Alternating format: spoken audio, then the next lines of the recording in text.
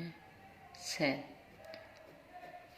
Cell क्या होता है? एक डिवाइस होता है जिसमें इलेक्ट्रोकेमिकल रिएक्शन परफॉर्म होते हैं। इलेक्ट्रोकेमिकल रिएक्शन का मतलब केमिकल एनर्जी कन्वर्ट होते हैं electrical energy, electrical energy convert होते हैं केमिकल एनर्जी। अब जो आपकी सेल थी, सेल्स 2 टाइप की थी। फर्स्ट आपकी सेल थी इलेक्ट्रोकेमिकल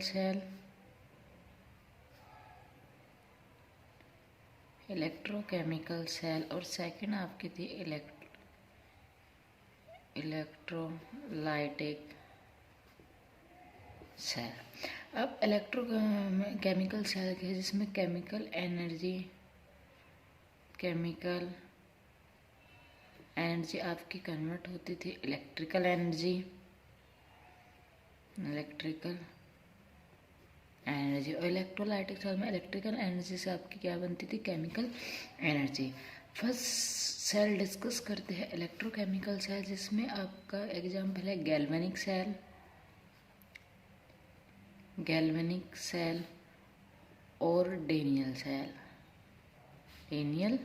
सेल। अब इस सेल को डिस्कस करते हैं। आपके पास 2 कंटेनर हैं, एक कंटेनर ए और एक कंटेनर बी। एक कंटेनर में आपने जिंक की रोड को डिप किया है उसी के साल्ट के सॉल्यूशन में, यानी कि जिंक की रोड को आपने डिप किया है, जिंक सल्फेट के एक्वस सॉल्यूशन में। दूसरे कंटेनर में आपने कॉपर की रोड को, ये कॉपर सॉलिड की रोड है, उसे डिप किया है कॉपर सल्फेट के एक्वस सॉल्यूशन में। और जो कॉपर सल्फेट का सॉल्यूशन होता है ब्लू कलर का सॉल्यूशन होता है, ब्लू कलर सॉल्यूशन।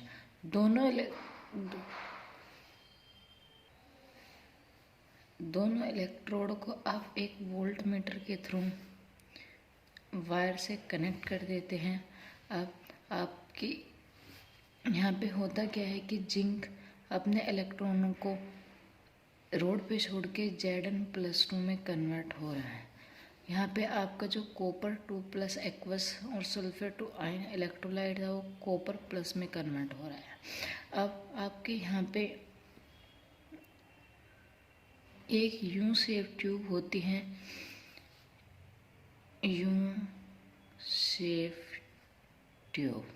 जिसका नाम है आपका साल्ट ब्रिज। अब इसका फंक्शन क्या है?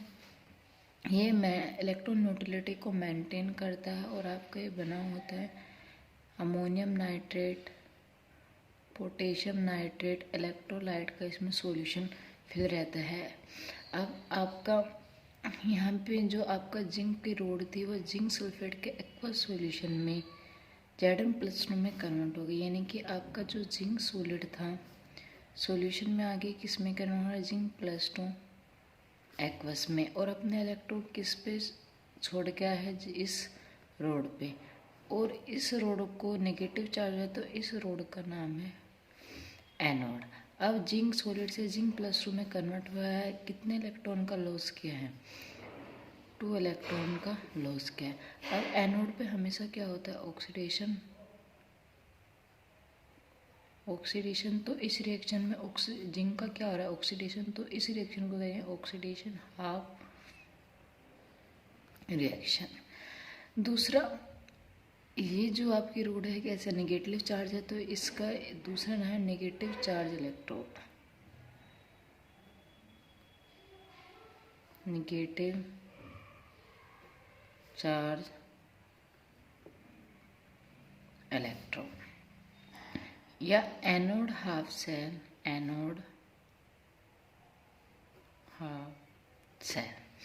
दूसरा आपके इलेक्ट्रॉन इस तरह मूवमेंट करेंगे। अब यहाँ पे जो आपके कॉपर+2 एक्वस सॉल्यूशन में है वो इस रोड जो कॉपर सल्फेट की रोड है इसके यहाँ पे स्टोर होना स्टार्ट, यानी कॉपर सल्फेट किस में करना है? कॉपर सॉलिड में। कॉपर+2 से कॉपर सॉलिड में कितने इलेक्ट्रॉन को गेन करके? 2 इलेक्ट्रॉन को। और आपका इस इलेक्ट्रॉन का नाम है कैथोड। कैथोड पे हमेशा क्या होता है, रिडक्शन। तो ये यहाँ पे कॉपर का क्या हुआ है, gain of electron, gain of electron. और जहाँ पे गेन ऑफ इलेक्ट्रॉन हो, कौन सी प्रोसेस है, रिडक्शन। तो इस रिएक्शन को कहेंगे reduction half cell, reduction half cell. अब साल्ट ब्रिज आपका जो यू शेप ट्यूब है, इसे साल्ट ब्रिज बोलते हैं, जिसमें अमोनियम नाइट्रेट या पोटेशियम नाइट्रेट का इलेक्ट्रोलाइट फिल रहता है। अगर ये क्या है, इलेक्ट्रॉन न्यूट्रलिटी को मेंटेन करता है और लिक्विड जनरेशन पोटेंशियल शो करता है। अब आपकी हाफ सेल रिएक्शन ये है और हाफ सेल रिएक्शन ये है, ऑक्सीडेशन हाफ सेल रिएक्शन और रिडक्शन, आप दोनों सेल रिएक्शन को आप कंबाइन के लिए, जिंक सॉलिड था, जिंक +2 एक्वस में कन्वर्ट हो रहा है 2 इलेक्ट्रॉन का लॉस करके। ये oxidation half reaction, oxidation half reaction. दूसरा आपका कॉपर एक्वस था +2 इलेक्ट्रॉन को गेन करके कॉपर सॉलिड में कन्वर्ट हो रहा है। तो आपकी reaction reduction half reaction, reduction half reaction. अब ये हाफ रिएक्शन ये हमें कंप्लीट सेल रिएक्शन, यानी कि इन दोनों को कंबाइन करके एक कंप्लीट सेल रिएक्शन में जिसमें ऑक्सीडेशन भी हो, रिडक्शन है, वो रिएक्शन कौन सा, रेडॉक्स रिएक्शन। अब हाफ सेल रिएक्शन में इलेक्ट्रॉन इन्वॉल्व होते हैं, लेकिन जो रेडॉक्स रिएक्शन होते हैं उसमें इलेक्ट्रॉन इन्वॉल्व नहीं रहते। और 2 इलेक्ट्रॉन से 2 इलेक्ट्रॉन कैंसिल आउट हो रहे हैं। तो आप कंप्लीट सेल रिएक्शन लिखिए।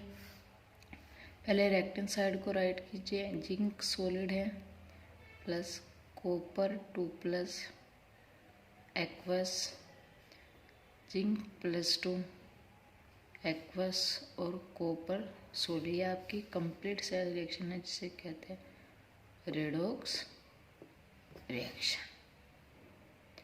अब इस सेल को किस तरह रिप्रेजेंट कर सकते हैं, सिंपल तरीके से। तो इस सेल के लिए जो सेल रिप्रेजेंटेशन होगा, सेल रिप्रेजेंटेशन, अब देखिए ये एनोड है, ये कैथोड है। इलेक्ट्रॉन की मूवमेंट एनोड टू कैथोड होगी, यानी कि जो इलेक्ट्रॉन की मूवमेंट होगी वो एनोड टू कैथोड होगी। और जो चार्ज की मूवमेंट यानी करंट की मूवमेंट होते हैं वो अपोजिट होता है इलेक्ट्रॉन की मूवमेंट। तो आपकी ये मूवमेंट तो इलेक्ट्रॉन की है और इसके अपोजिट ये मूवमेंट आपकी करंट की है। अब सेल रिप्रेजेंटेशन के आपके ABC।